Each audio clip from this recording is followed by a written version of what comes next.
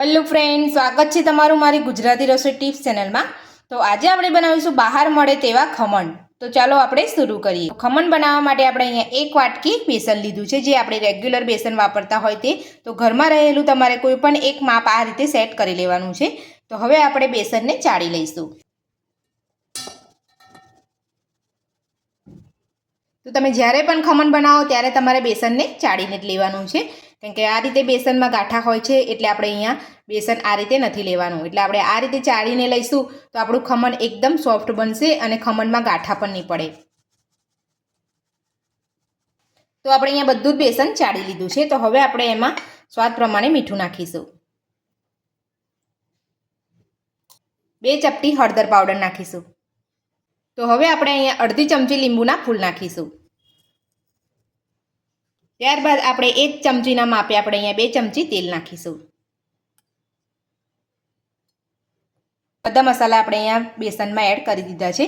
મેં અહીંયા હિંગનો ઉપયોગ નથી કર્યો। હિંગ તમારે અહીંયા લેવી હોય તો તમે હિંગ લઈ શકો છો। તો આપણે જે વાટકીથી આપણે બેસન લીધું હતું એ જ વાટકીથી આપણે અહીંયા 1 વાટકી પાણી લઈશું। તો પાણી આપણે અહીંયા જરૂર મુજબ જ વાપરવાનું છે। તો હું તમને છેલ્લા બતાવી દઉં છું કે અહીંયા પાણી કેટલું વપરાયું છે। તો હવે આપણે અહીંયા બધું મિક્સ કરી લઈશું।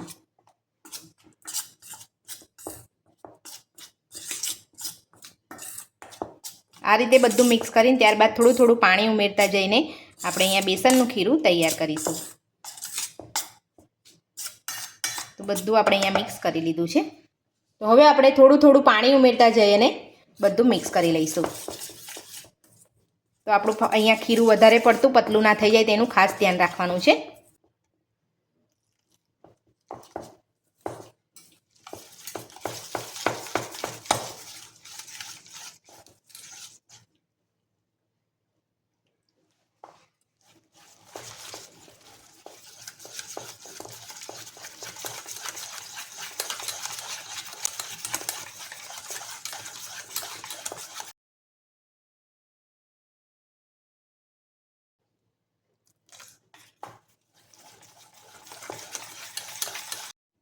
તો પાણી નાખીને આપણે અહીંયા બધું સરસ ખીરું સરસ મિક્સ કરી લીધું છે। તમે જોઈ શકો છો આપણે આ રીતનું પતલું રાખવાનું છે, વધારે પડતું આપણે અહીંયા પાતળું નથી થવા દેવાનું, નહીં તો આપણા ખમણ એકદમ પોચા નહીં થાય। તો તમે જોઈ શકો છો મેં અહીંયા 1 વાટકીની અંદર આપણે 2 થી 3 ચમચી જેટલું પાણી જ વધ્યું છે, વધારે પાણી નથી વધ્યું। તો આ રીતે તમારે એક માપ સેટ કરી દેવાનું છે। ઘરમાં કોઈ પણ રહેલું એ રીતે તમારે પાણી પણ ભરી લેવાનું છે અને આ રીતે તમારે અહીંયા ખમણનું ખીરું બનાવી દેવાનું છે। તો આપણું અહીંયા ખીરું સરસ બની ગયું છે અને આપણે સરસ મિક્સ પણ કરી લીધું છે અને તમે જોઈ શકો છો ખીરામાં સહેજ પણ અહીંયા ગાંઠા નથી પડ્યા। તો હવે આપણે આ ખીરાને 10 થી 12 મિનિટ જેટલું આપણે એને ઢાંકીને રહેવા દઈશું। 10 મિનિટ થઈ ગઈ છે, તો હવે આપણે ચેક કરી લઈશું। આપણું ખીરું સરસ સેટ થઈ ગયું છે। હવે આપણે એમાં અડધી ચમચી ખાવાનો સોડા નાખીશું અને બધું જ આપણે સારી રીતે મિક્સ કરી લઈશું। તો આ રીતે આપણે એને ખીરાને ફેટવાનું છે, એક જ ડાયરેક્શનમાં આપણે ફેટવાનું છે। આપણે એને આઘું પાછી રીતે આપણે અહીંયા ફેરવવાનું નથી। તો તમે જોઈ શકો છો આપણું ખીરું અહીંયા સરસ ફૂલી જવા આવ્યું છે। તમે જોઈ શકો છો આપણું ખીરું એકદમ ધીરે ધીરે ફૂલવા લાગ્યું છે। તમે આ રીતે તમારે બધું જ ખીરું સરસ મિક્સ કરવાનું છે। સોડા નાખ્યા પછી તમારે અહીં સહેજ પણ ભાગ રહી જશે તો તમારા ખમણ સારી રીતે ફૂલે નહીં, એટલે તમારે આ રીતે 2 મિનિટ જેટલું તમારે બરાબર હલાવવાનું છે। તો આ રીતે તમે હલાવી અને બધું જ મિક્સ કરશો તો તમારા ખમણ એકદમ સરસ રૂ જેવા પોચા બનશે। તો તમે જોઈ શકો છો આપણે અહીંયા એકદમ જારી જારી જેવું પણ ખીરામાં થવા લાગ્યું છે।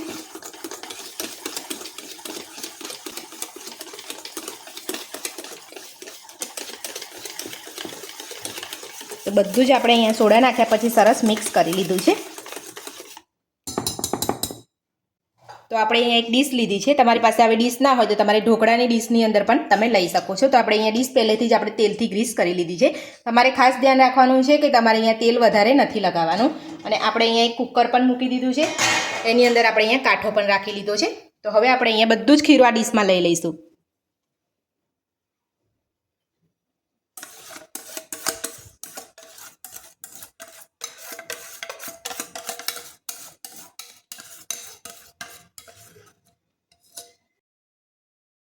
હવે આપણે આ ડીશને અહીંયા આપણે કુકરમાં લઈ લઈશું।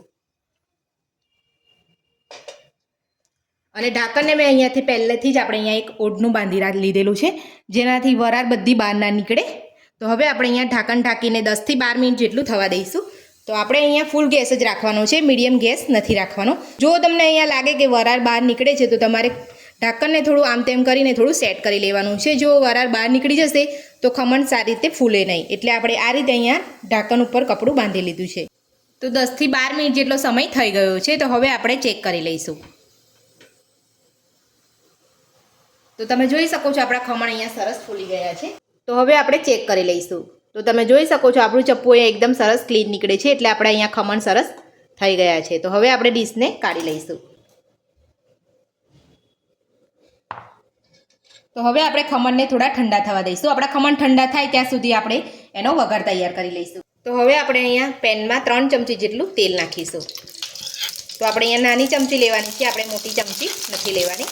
તો તેલને આપણે ગરમ થવા દઈશું. તો 3 ચમચી તેલ આપણું ગરમ થઈ ગયું છે. તો હવે આપણે એમાં 1 નાની ચમચી જેટલી રાઈ નાખીશું. તો રાઈને આપણે ફૂટવા દઈશું. તો રાઈ આપણી સરસ અહીંયા તતડી ગઈ છે. તો હવે આપણે 7 થી 8 મીઠા લીમડાના પાન નાખીશું. અને આપણે અહીંયા થોડા તીખા મરચાં લીધા છે અને નાના ટુકડા કરી લીધા છે. તો વઘારને આપણે આ રીતે સાતરી લઈશું. હવે આપણે એમાં 3 થી 4 ચમચી જેટલું પાણી નાખીશું.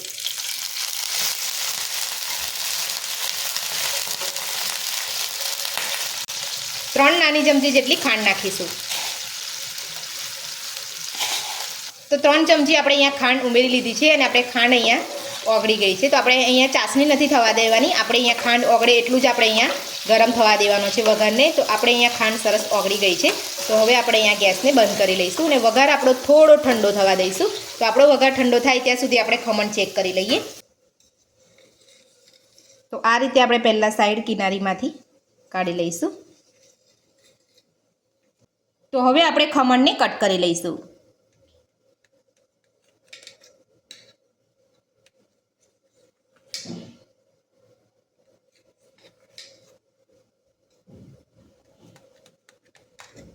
તો તમારે જે રીતના પીસ જોઈતા હોય એ રીતે તમારે ખમણને આ રીતે કટ કરી લેવાના છે.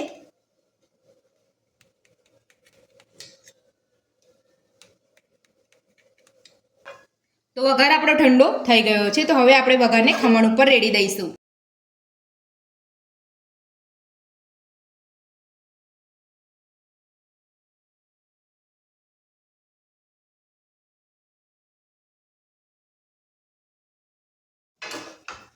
તો હવે આપણે ઉપરથી થોડા લીલા ધાણા નાખીશું.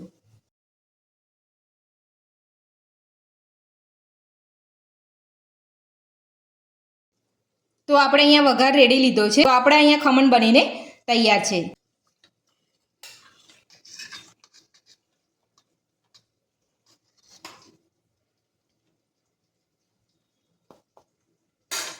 તો તમે જોઈ શકો છો આપણા ખમણ અહીંયા સરસ એકદમ જાળીદાર બન્યા છે.